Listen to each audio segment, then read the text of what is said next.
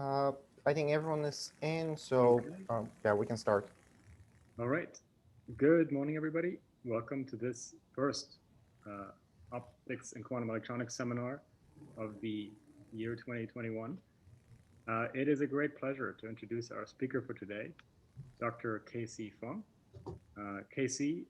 Did his PhD in physics at Ohio State University and then did a postdoc at Caltech with Keith Schwarb. And after that, in 2013, joined Raytheon Technologies, which is part of BBN Technologies, which is part of Raytheon, and he did that in 2013. So since then, he's been building up an amazing research portfolio, in particular focusing on fundamental physics, but as you'll hear, some really breakthrough applications now coming out based on strongly interacting Dirac and Weil fermions in condensed matter systems, in particular recently in two-dimensional materials, graphene in particular. So without further ado, there's some really amazing stuff coming out. So without further ado, let me turn the floor over to Casey. Casey, glad that you could join us today. Thank you. Yeah, it's my pleasure to give a talk at MIT, of course. Please feel free to interrupt as I move along so that I won't feel I'm talking to myself alone. So actually, the work actually has been benefited a lot by the collaboration with Dirk here at MIT, as well as Philip at Harvard. And you will see along the way, there's a lot of different kinds of physics comes into play. From the condensed matter physics, it's more like on the graphene, how we understand the electrons, how we understand the thermal properties of these Dirac fermions, as well as some more how to make use of them in the applications. And so we have a few papers coming out. So here's the list, and Doug and I have the collaborations. And so I think it's a good time to advertise that we have some openings, that we have many ideas that we want to implement. And so here's the, let me try to see. Yeah, here's the outline of the talk today. I would talk about the introduction, what we're talking about, and then focus on two main things. One is the bolometer, acting as a high sensitivity power detector. Bolometer is a power detector. And then we will jump into the single photon detections and before the conclusion. So here's the menu today. We will talk about the application first, because at the end of the day, I found the detector physics is quite interesting in its own way, because it connects to many different physics or applications problems at the same time. So here's showing a few of them. First, if you have a good, really single photon detectors, you can do a modular quantum computations. Originally, a scheme that is derived for ion traps now is being used also in microwave. Because of the teleportation, you can do an entanglement so that you can build quantum computing in modular form, even for the superconducting qubits. And then, of course, the communication here, I removed the word quantum. Of course, the pictures here is showing the QKD, the Earth satellite communications. But at the same time, if you have a single photon detector, you can actually do also the classical communications between the satellites or the space probe in deep space with a lot larger bandwidth than using the microwave. And then and there's some new concepts also developing in radio astronomy. Here is showing a picture showing a concept called Origins Space Telescope that NASA put into the decadal survey.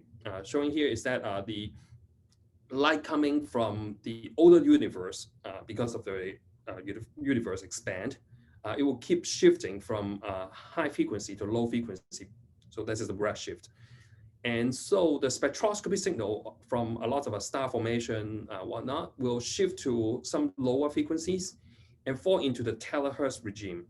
And that is the part of the spectrum after the maybe perhaps the cosmic microwave background. The people are really trying hard to want to understand the origins of the star formation, the galaxy formation, with a new concept that the photon come out is going to be very sparse. Typically, if you use a 5 meters diameter antenna, you can get only 10 hertz out of it. So you really need a good detector in terahertz, which we do not have at this time. And also you can see that since you are doing spectroscopy, you also want to have a certain bandwidth to allow you to do the job. And last is actually one of the very challenging experiments to look for the axion dark matter. So the dark matter is postulated that that is forming a big part of the universe, but it does not really interact with normal matter. And the way to observe it is wait until this dark matter, the axion dark matter, to break into photons. And the photon number, as well as the power that come out, is very, very weak. Depending on the coupling, here is the y-axis. The coupling is very weak, then the photon numbers that we can get is very, very sparse as well. And so the power that come out is on the order typically 10 to the power minus 27 watts. So it's a very small number. And not only that, the theory do not really confine the frequency of this photon corresponding to the axion mass. It can be as low as in the gigahertz regime, or even lower, or up to 10 terahertz. So it's a big wide spectrum that we are trying to look for something that is very small. So once again, we need very good detectors to do the job. So in terms of the current technology, of course, if we have a qubit, for example, we can kind of reverse engineer it so that it is from an atomic system, you receive the photon coming in, and then you can detect that photon.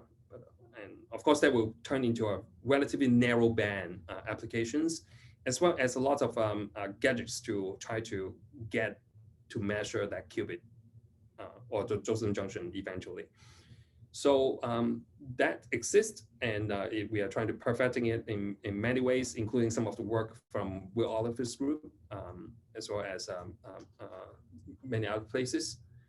And here is showing also in the high frequency that there's some solutions, including the transition edge sensors, as well as the superconducting nanowire single-photon detector.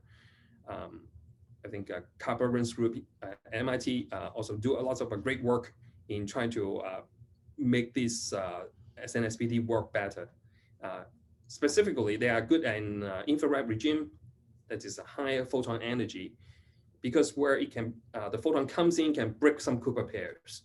And whereas if you want to detect a low frequency photon, it is a lot more challenging because the photon energy is small. It is so small that it may not be able to break Cooper pair anymore, which is that's why a lot of times in the microwave we use superconductor. So detecting a low frequency photon certainly is a big challenge. And not only that, we are trying to make it better, high sensitivity, but also we have to understand that the detector itself ultimately is limited by the fundamental physics. For example, for amplifiers, since there's a vacuum noise, ultimately the amplifier itself will be limited in terms of the sensitivity by the h bar omega here. So the noise temperature of such an amplifier will be limited by h bar omega. And we'll talk more about it. And in terms of the bolometer detection, since it is a thermal detector, it will be limited by some thermal physics. We'll talk about it a little bit later. So this is the left-hand side here. The amplifier is limited by the vacuum noise, the quantum noise, whereas the bolometer will be limited by the thermal noise. So let's dive into how to think about a bolometer. Let me see if there's any question here so far. I'm not. We'll continue. Seems everyone's following. I don't see any raised hands. Okay, thanks. So this is a really quick introduction on how to think about a bolometer. Going back to an experiment by William Herschel back in 1800, showing here in the slide is is the question that he asked at that time, is the sunlight can heat up the materials. We feel the radiations from the white light. The question back then is how does different colors of light heats up the materials? And so this is an experiment done by Herschel at that time. He used the prism to spread the light, violet, green to red, and he put the thermometers underneath it. And as he rolled the thermometers under the light, he kept on measuring temperature changes compared to the control thermometer that is not under the lights that he observed by eye. But then when he moved the thermometer outside the regime that he see the red light, he continued to see a temperature rise at a place where he cannot see the red light. And of course now Herschel is credited to discover the infrared that we are not able to see by our own eye, but we can see this infrared by the increase of the temperature of the thermometer. And so that shows the concept of the bolometer, how it works. Effectively is that we have a thermal mass when the radiation comes in, P here, then the thermometer will have a temperature rise, and that temperature rise is basically limited or given by the thermal conductance out of the system. So if the heat does not really leak out from the thermometer, then the temperature rise can be relatively big. And to push the concept a little bit further is the what I call it as a calorimetric single-photon detector. So imagine the scenario that the photon comes in as a quanta, then of course the temperature rise will be given by the energy of the photon divided by the heat capacity. And so the name of the game, of course, is to try to reduce the heat capacity or reducing the thermal conductance. And in a lot of cases, after the bolometer later on really made and discovered, and the whole goal is to try to make it smaller and smaller because you want to reduce the heat capacity as well as reducing the thermal conductance. And as you reduce the size of the materials, then you quickly come into the regime that we play with the two-dimensional layer materials, and it is only one atomic layer thick. So it's kind of the ultimate thickness, and it must be a very good bolometric materials. And quickly, I think around 2012, when I was a postdoc at Caltech, including Keith Schwartz at Caltech and myself and the other groups started to realize that, indeed, it could be a very good idea to use layer materials as a bolometer. And not only that, there's some special properties in graphene that is certainly extremely useful for calorimetry. Showing here is, of course, the band structure of the graphene. It touches at only one point, the charge neutrality point or the Dirac point. And since the density of states of the electrons is proportional to the energy measured away from this Dirac point, and so the heat capacity will shrink effectively it should in principle vanish right at this Dirac point. And so there's many other properties that makes graphene attractive. I'm not going to talk every single one of them, but I just want to make the case in point here that the electronic heat capacity is very small in graphene, because when you compare to, let's say, the nanowires, that people try to make smaller and smaller materials, the nanowire, even at a 65 millikelvin here showing from these papers, that they still have about 10,000 K Boltzmann. So K Boltzmann is the natural unit for the heat capacity per degree of freedom. So basically it has about 10,000 degree of freedom.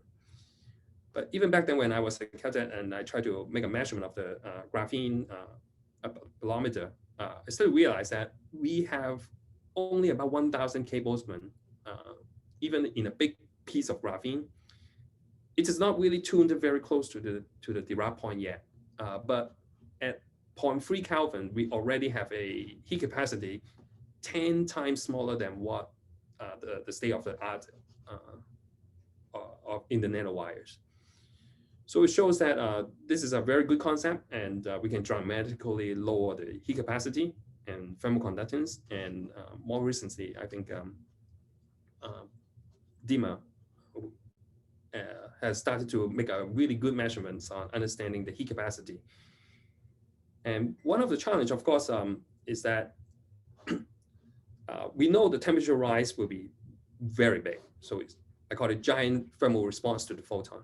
And when the photon gets in, the temperature rise due to this heat capacity that I advertised there will become very big, on the order of 1 Kelvin rise in temperature.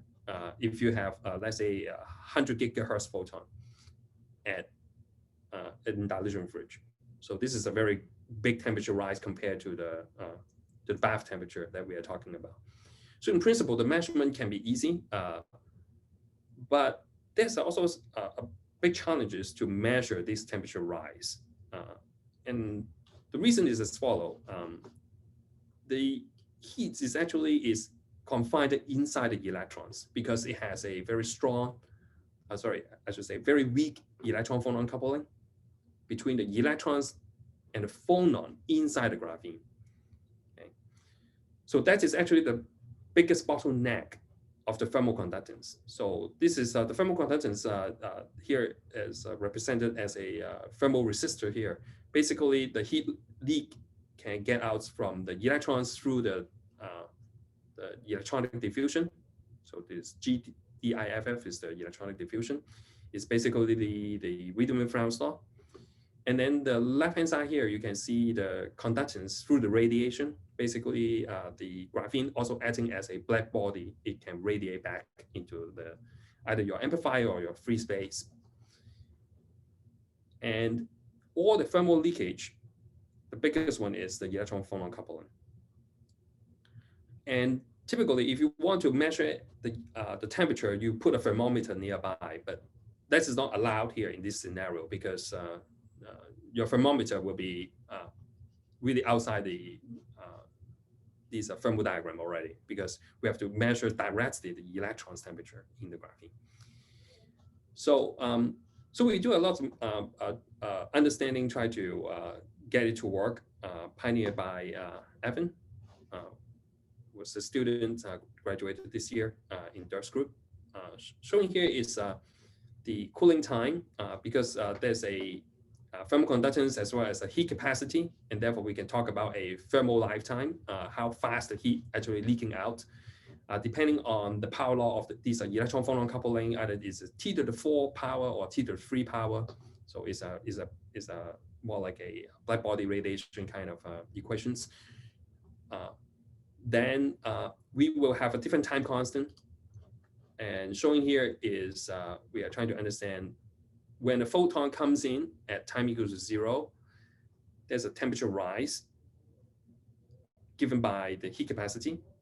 And then the temperature will drop back to equilibrium here in the time scale on the order of, we hope it should be about on the order of tens of nanosecond to 100 nanosecond, even microsecond. But when the conductance, the heat leak, the linkage here is larger, that means due to perhaps the impurities, whatnot, then this time scale will become shorter. It can be so short that it is becoming very difficult to measure, even we have a big temperature rise here. So that is the task that we set to understand and see under what regime, under what frequency of the photon, experimentally, we will be able to see the single photon. And so this is the Evans work to model that. So this time constant actually could be pretty fast compared to a lot of materials. I think it is actually best pointed out by Shudu. This is one of the slides on the review paper together with Dan Prober. They also realized that, okay, graphene is a good materials for bolometer or single photon detector, but how to make it work? So the issues that they find out is that compared to other materials, the issues highlighted at the place where my mouse points to here is the heat capacity, yes, it's very small, but the conductance, a lot of times it's not small enough, meaning the thermal time constant is still very, very short. Does not really allow us to do an accurate temperature rise measurement. So if you want to measure a temperature rise of, let's say, 0.2 Kelvin in 1 nanosecond of time scale, it is going to be, of course, extremely difficult. So, so basically, you have to have a thermometer that sensitive to temperature, and the time that you are allowed to take this measurement is only on the order of nanoseconds. So that is the challenge. So so to answer how to make a measurement, actually we derived a solution that is the Josephson junction to measure this temperature rise. So the junction here is showing the superconductor on two sides, and we use the graphene as the normal materials in the weak link of the Josephson junction, as we call it. So the IV diagram of the Josephson junction looks like this. If you put in a current bias in the y-axis here, as long as your current is not that big, the voltage drop across the junction will be 0. And that is what we call the supercurrent flow. Until the point that the temperature, the current rise up to, let's say, the critical current, then you will see that it's finite voltage develop across the junction. And that is the junction turning to normal state. And this critical current actually is a function of temperature. And so what we can do is we can bias the junction with bias current below the critical current, let's say at 3 Kelvin per se, and we stay there. And the voltage there should be 0 across the junction when there's no photon. And when the photon comes in, the temperature rise up. Hopefully it will turn this junction into normal states. And one of the main thing about the Josephson junction physics is that the response of a junction can be very, very fast, on the order of several hundreds of gigahertz. And if that is the case, we will have a chance to measure this temperature rise in a very short period of time. And that is the main task of the modeling then by Evan. Of course, that would involve a lot of Josephson junction physics. The key part is that we typically think about the Josephson junction physics with a phase particle, that is the phase difference between the two sides of the superconductor, in what we call a washpot potential. When this phase particle starts to move, it is the normal state.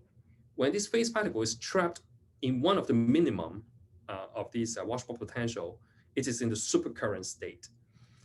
And when the phase particle is in the supercurrent state, it can be rolled out of this trapped potential either by thermal activation or due to the microscopic quantum tunneling because of the quantum fluctuations. And that is the part of the things that we try to model, is that how the increase of the temperature will decrease the critical current,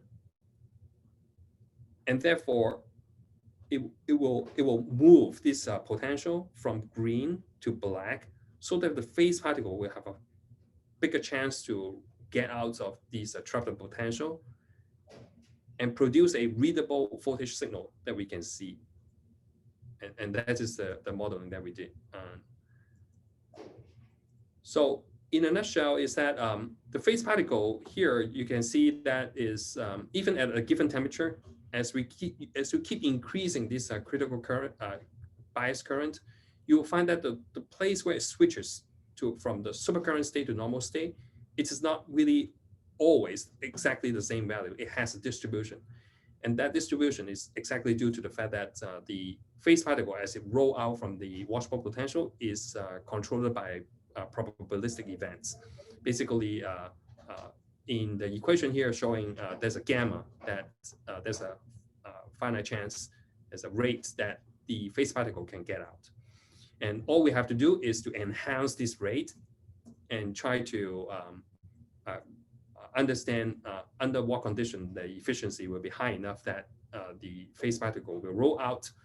And when there's no photon comes in, we also have to understand what is the likelihood that due to thermal fluctuation or quantum fluctuation, that this junction will switch by itself, even there's no photon. So to jump all the way to the conclusion is that it is possible that we can enjoy a low dot count, as low as maybe millihertz, or even down to microhertz level, depending on how quickly the junction can respond to the temperature change, as what we call the DICDT, that is how the critical current changes as a function of the temperature. So we are actually able to now optimize some of the junction all the way up to the DICDT of 10 microamp per Kelvin. So the curve can push all the way out. It's possible. But what is more difficult is to get it to the right temperature place regime, to get the photon coupled to the right place, to put everything together. So this paper is very useful for as an exercise for us to understand how the efficiencies and how the junction work under the influence of a single photon. So after that, we realized that actually there's a lot of people have thought about some similar, I would say, what we call the Sns Junction Physics. So it's a superconductor normal superconductor junction. And in our case, of course, the normal conductor is graphene. But back then, when there's a normal metal or semiconductor, the people have already think of a lot of physics that we can do to interface the electrons in the normal conductor or semiconductor with the superconductor. So, but what we have here right now is that that we have a layer materials that we understand well enough, and so we can make use of it. So the question then, of course, how to couple the photon into the graphene, that is could be a challenging task. The way we do it is with a dipole antenna, effectively. So the dipole antenna, especially on the microwave regime that we were working on, have a length of λ/2, which is like a dipole antenna. And the question, of course, is to understand how to do a good impedance matching into the graphene. We put the graphene in the middle of this dipole antenna so that all the energy is coupled into the load. Showing here is the SEM pictures. The long rectangle here is the graphene, and then the two sides are the is the superconductor connecting to the two sides of the dipole antenna that we have. And vertically here, the direction is the Josephson junction. So it's superconductor going through the graphene and then the superconductor. So schematically it's shown here.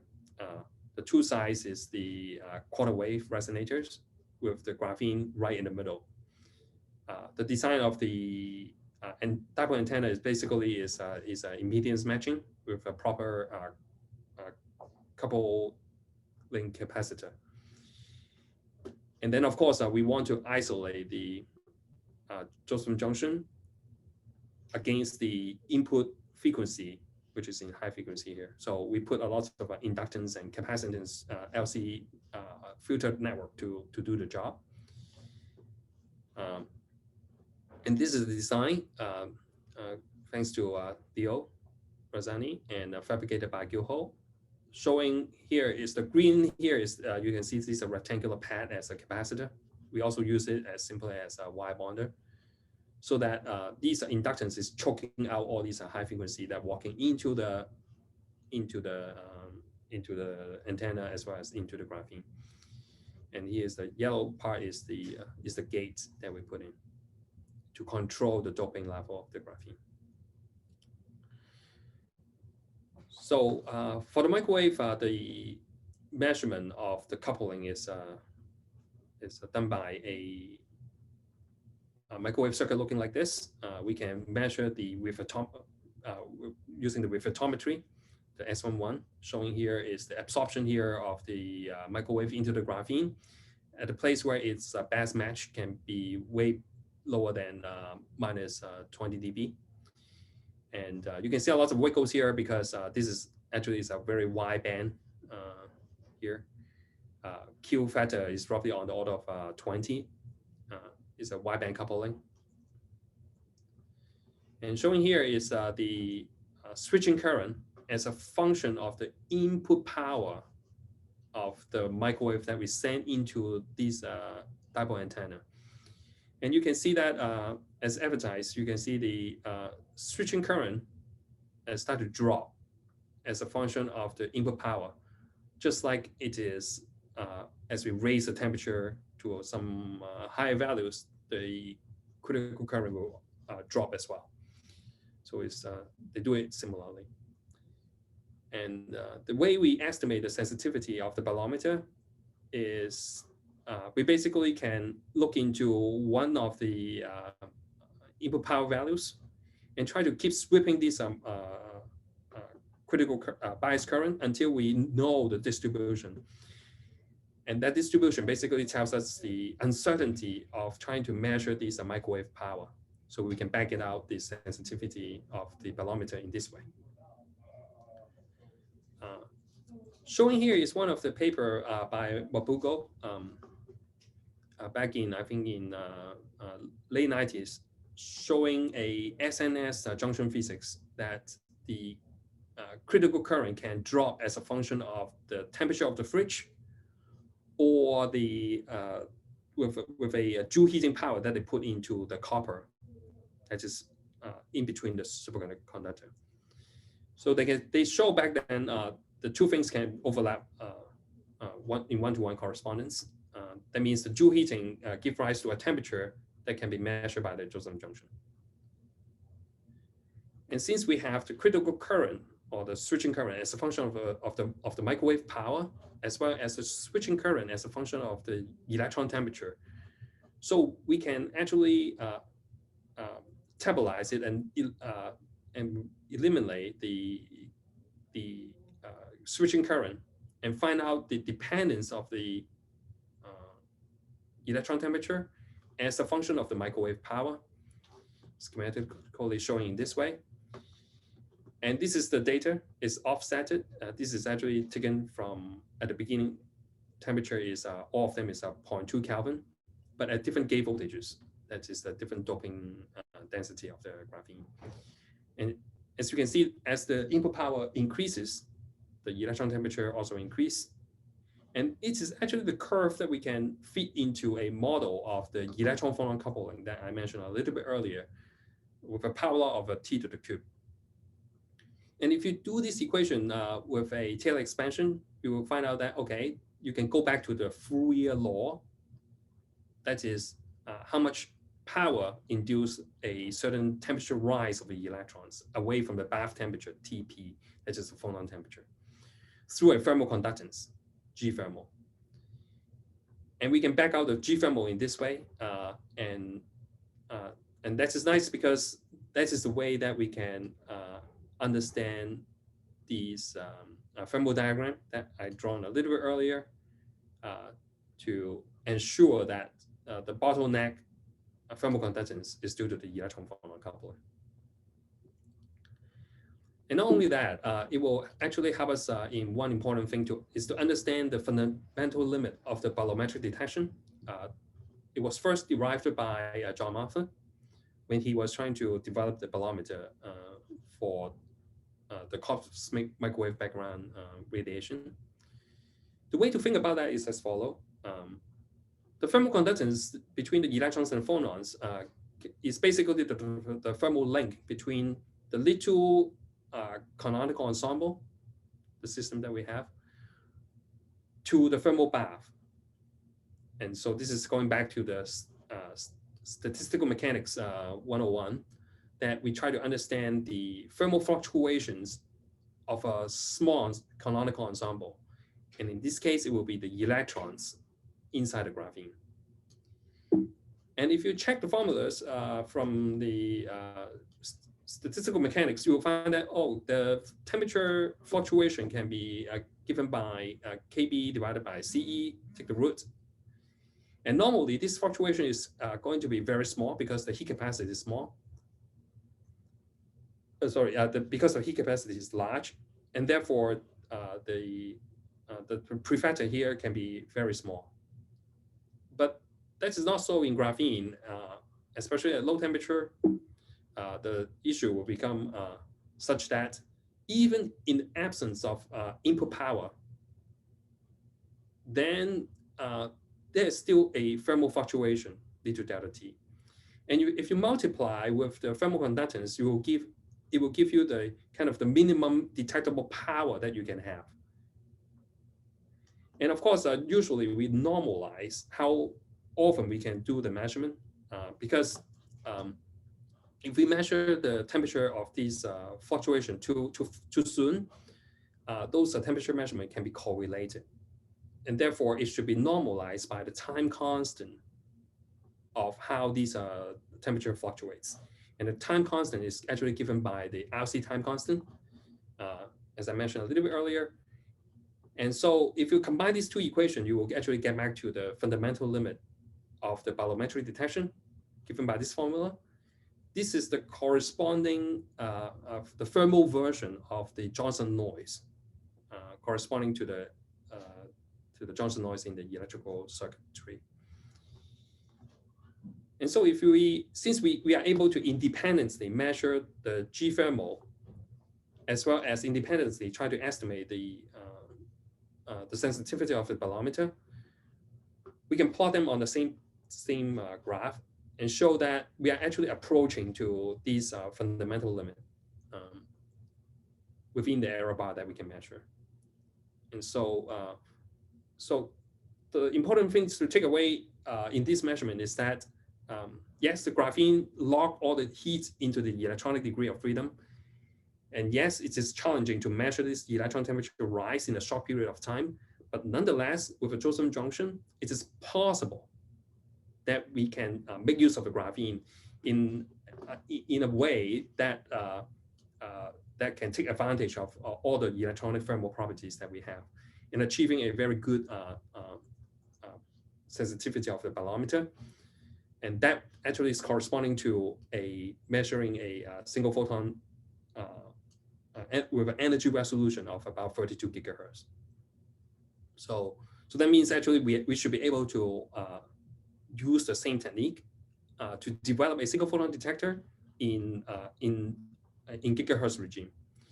So that is the important thing. We haven't even depleted all the way to the lowest temperature yet, and that can impose yet another challenge as well as opportunities here.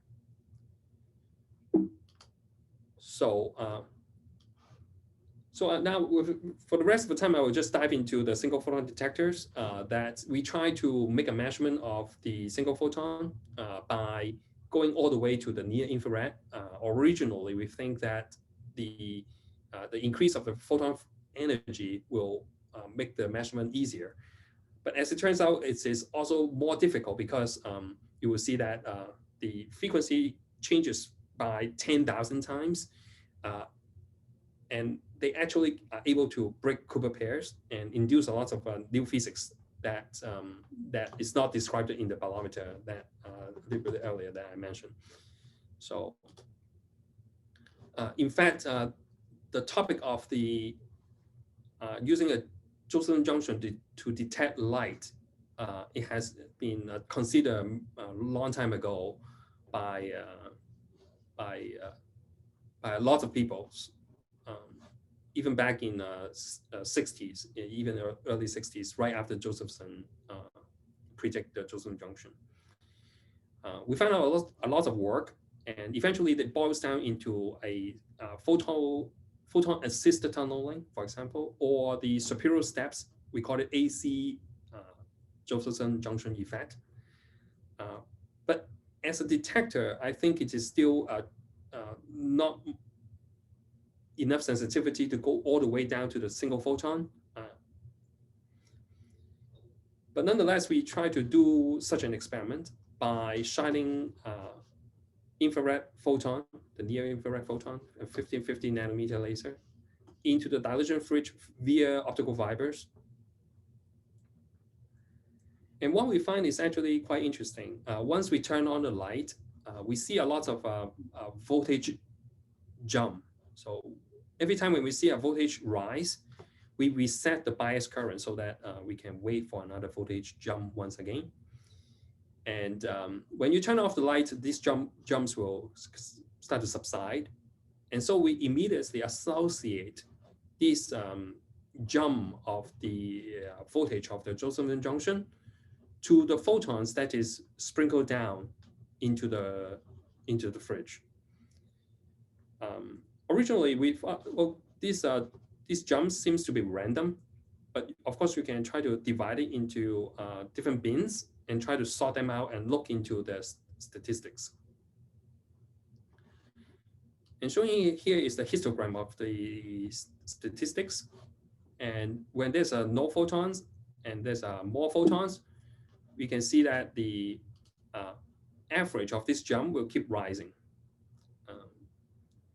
And not only that, the distribution also become wider. And if you take the variance of this distribution, plot it against the mean values of this distribution, you actually find that they are actually on one-to-one correspondence. And this line is actually not a fit, but just a simple calculation. So they are the same. And in fact, this is one of the signature of the Poisson distribution. It only depends on the number of photons that you have putting into the system. And so in some sense, this is the short noise of the photon. Effectively, you count it one by one. Okay. So this Poisson distribution is actually pretty generic. For narrow band thermal source, you have it. For a natural switching of the Josephson junction, you have it. So it's everywhere in physics. So the question then is how to prove that indeed the junction is switched by a single photon, not by something else. And as it turns out, that rigorous proof is given by Goldsman back in 2001, when he first shows the superconducting nanowires to work.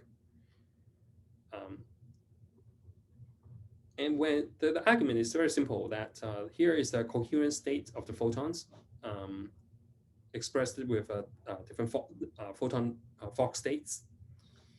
And the photon number, of course, the probability is given by this formula. And when the photon number is very small, the average photon number, and here is very small, then this exponential factor become effectively 1. And so the argument is that if it is due to 2 photons excitation of the junction, then the switching probability will be proportional to the n square. And if it is a single photon, it should be n to the power 1. Okay, so that is what we do to test whether our junction is response to a single photon or 2 photon or even high number of photons.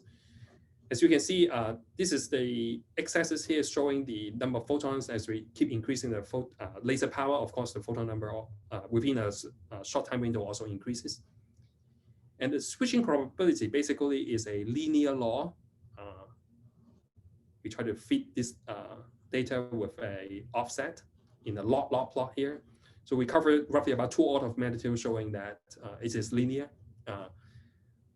And if it is not, then the power law is actually pretty steep, n to the square, if it is 2 photon events. So under the regime when the photon source is very, very weak, and we can use this to show that it is a single photon sensitive of the junction that we have. The question next would be how to prove that it is really happening at the JJ. So discussion with Dirk and Dima, eventually we developed an experiment to look into the polarization of the response of the junction. Showing here is 2 junctions fabricated on the same chip, and by rotating polarizations of the light, we find that the switching probability actually changes. It turns out that the photon actually absorb and detect more when the polarization when the electric field is along the direction of this gap here, the junction. So it is perpendicular to the flow of the supercurrent.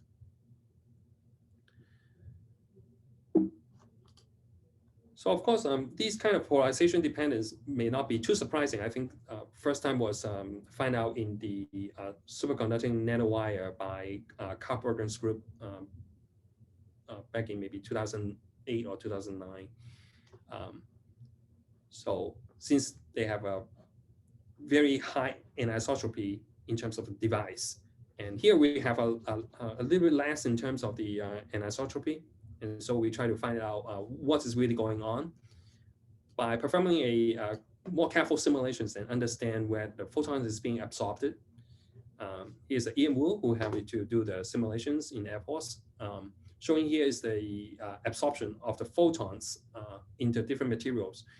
And as it turns out, the photon absorption in graphene is a lot weaker due to the plasmonic mode developed right at the rim of this junction. So that is important because originally we thought like the polarization absorption should be orthogonal to what we observe. And actually this plasmonic mode actually is helping us to understand how the photon is being absorbed in there. So I'm going to skip this part. This is the part that's trying to help me to understand how this mode is formed. But what I really want to show you here is that this simulation not only qualitatively help me to understand how this photon is being absorbed, but quantitatively actually help us to understand the effective area of this single photon detector. Shown here in the two different directions as we rotate the polarizations of the light, there's a two absorption coefficient alpha as a function of the distance, the box, the dashed line box that's showing here on the left-hand side. And as we keep moving the box away from the junction, away from the graphene, then this effect will die off. So this peak here that I'm pointing to is due to the red part absorption in the intensity diagram on the left.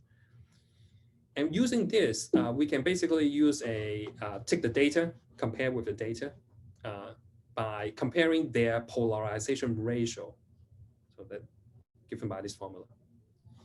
And since in the measurement, we are able to find out a polarization ratio of about 30%, which is the dashed line here, we will be able to kind of infer what is roughly about the absorption area of the graphene, sorry, I should say the absorption area of the Josephson junction, which is on the order of roughly about 0.2 micron away from the graphene. So it's a very small, tiny little box that is responding to the photon absorption. And of course, when the photon is absorbed further away in the superconductor, which can happen, of course, the photon, the junction do not respond to that for good reason, because the near infrared photon, after absorbing into the superconductor, they actually create a lot of quasi-particles. And these quasi-particles, if they are really far away from the graphene, far away from the junction, then they are not able to induce a switching. So in order to induce this switching, it has to be really close enough. So that is the things that we try to model. And perhaps this is not too surprising how these quasi-particle can have some detrimental effect to the Josephson junction itself. Showing here on the right is the qubit, the decay rate. So meaning when it's just lower, then the qubit has a longer lifetime. This is a Josephson junction qubit. So turns out the T1 and T2 time will decrease shortly after the injection of the quasi-particle. And as the quasi-particle start to recombine back to Cooper pairs, then the junction as a qubit start to recover, and you can measure that by the lifetime of the qubit.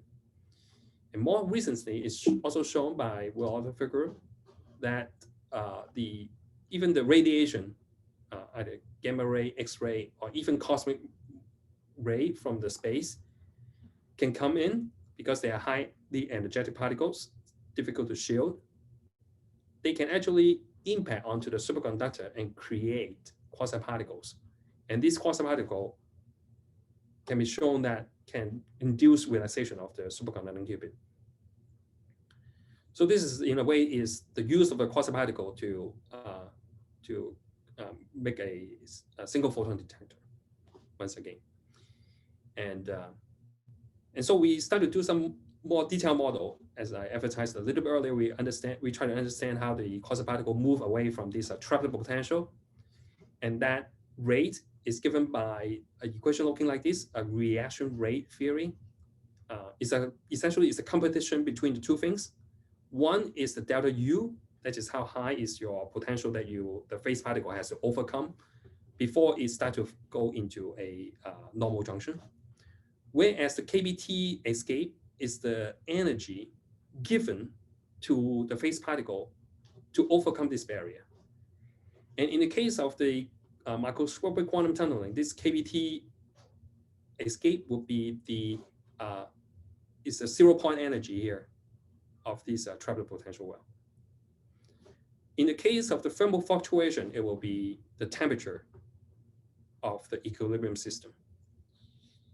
And when there's no photon, we can actually understand these escape rates very well. As you can see, a fit of this line to the data is in the log linear plot, signifying that this is an exponential factor here that we are dealing with. And then if you have the photon coming in, you can see that this line will start to move up. We get a lot of photon counts. And since this is also a very close to a straight line, hand-wavingly, that basically we can find out that there's a high activation energy due to the absorption of the photon that creates some quasi-particle to induce this phase particle to get out of this trapped potential. And this activation energy, ultimately, we find out that it is roughly about 2.1 Kelvin. And the activation is actually very short. It's on the order of only 1 nanosecond of time. So I'm going to jump over here. This is basically how we understand this 2.1 Kelvin and how do we understand how many quasi-particles are created. But effectively, what I want to say is that we are able to make a single photon sensitive Josephson junction to interface with other computation system in the cryogenics. That is also based on Josephson junction itself. In particular, here is showing the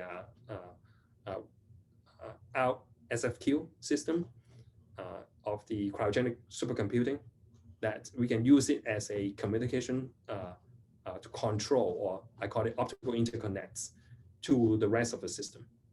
So, and that is activated by light. So a little bit of an outlook. Right now, we're trying to augment our measuring system. You can see we do a lot of DC measurement. We're trying to augment it into a fast AC response measurement. We try to make an antenna for the terahertz so that we will be able to make a single terahertz measurement. And we also try to look into the possibility of resolving the number of photons so that we can do a photon number resolving detector with the graphene. So there's a few things that we work on. It could be very interesting to conquer this wide electromagnetic spectrum. I'm going to jump over here, which talks about other ideas that we have on how to use the layer materials for quantum information science. And indeed there are lots of applications that we are talking about. I hope you enjoy to hear some of the things that we do, focusing on how to use the graphene as a bolometer, as well as the single photon detector in two very different mechanisms that I show today. And finally, I would like to thank my collaborators, Dirk at MIT, Philip at Harvard. A lot of work done by Evan Gilho, as well as Ian. The design is by Leonardo. And Dima has been helping us along the way to understand how to do the polarization measurements. And with that, I would like to thank you for all your attention. Thank you, Casey. That was great. I guess let's open to questions from the audience. Everyone has the ability to unmute, and we're a small number of people, so feel free to just go ahead. No need to use any of the moderation tools. So if anyone has questions, just go ahead and unmute. And while waiting for that, I guess I can start with maybe a more naive question about the application of this to astrophysics. Does the single photon detection matter there, or is the goal just to have a detector that can detect even weak coherent states, like very weak powers? Yeah, so for the radio astronomy, yes, mostly it's about as a detector itself, to try to, you can see in this slides that they are actually, what they really want is a really wide band detectors. So typically the detector is made for one single frequency narrow band. If you have a Q factor of the 10, let's say, is pretty good already. So let alone that you have to cover a wide electromagnetic spectrum, both in radio astronomy and the Axion diameter search, both of them has similar problems. And so we are considering some of the wideband, really ultra wideband, I would say, is a terahertz coupling to the graphene. Hopefully that will work. Part of the features of the graphene is that it is a semi-metal. And so the actions here, how the photon interact with the absorber, there's no really like a gap energy in the superconductor, or in the case of a semiconductor, they both relying on the gap to work. But here we don't need to. We absorb it first and let the photon interact with the graphene, and then let the graphene interact with the transduce into a readable signal via the Josephson junction. And so there's a chance that we will be able to make a wideband detector, especially for radio astronomy as well as in diameter search. I see. Thank you. And are there any questions? Any other questions from the audience?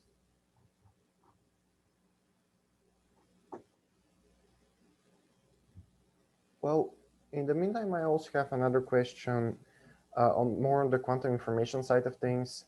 How it wasn't immediately obvious to me how much this can be used for number resolving detectors, and how good their performance would be. Right. Well, that is still an infancy stage. But what I will say is that so when you have a one photon come in, you have a temperature rise, and if there's two photons coming at the same time, the temperature rise should be larger. So typically, for most of a single photon detector, the distinction is always between 0 and 1. So when that 3 photon comes in, it does not really matter so much anymore, because it triggered the device.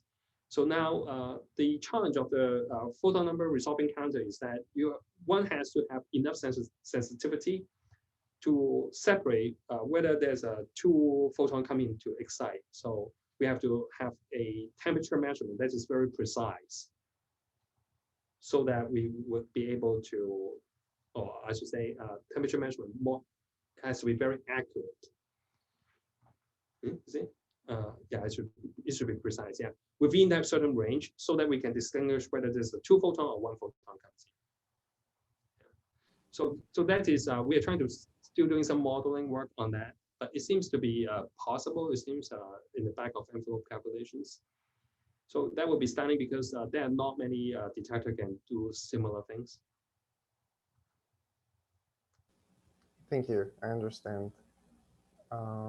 And do we have anything else? I think Chris just unmuted. Yeah, I had a quick question on the fundamental noise limit. So you mentioned this decay time constant for the thermal fluctuations, and I was wondering if you were able to measure the spectrum of the thermal fluctuations. And does it look Lorentzian, or are there some other features? Right. This is a Lorentzian, and the time scale is very short. We actually, I personally really want to measure that. The longer thermal time constant has been measured by a Berkeley group back in '92. Because back then there's a debate between actually Kittel himself with a lot of other people, including Landau back then, whether this temperature fluctuation is real or as a tool in the statistical mechanics.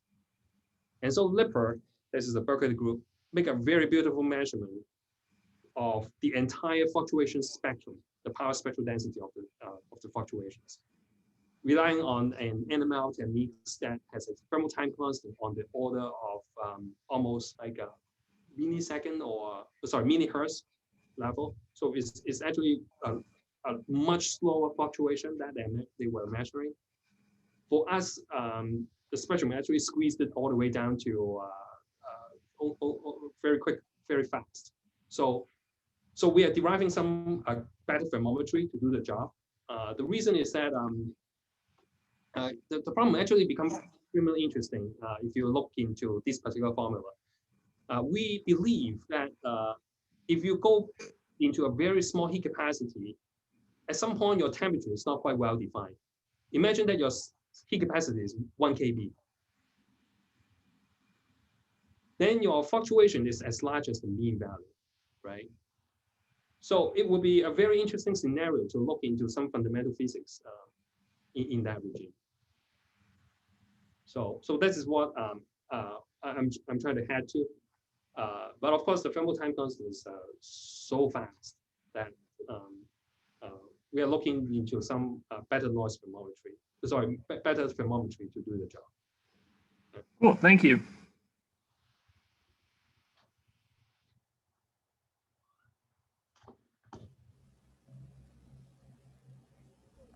Let's give a few seconds if anyone else from the audience would like to raise a question.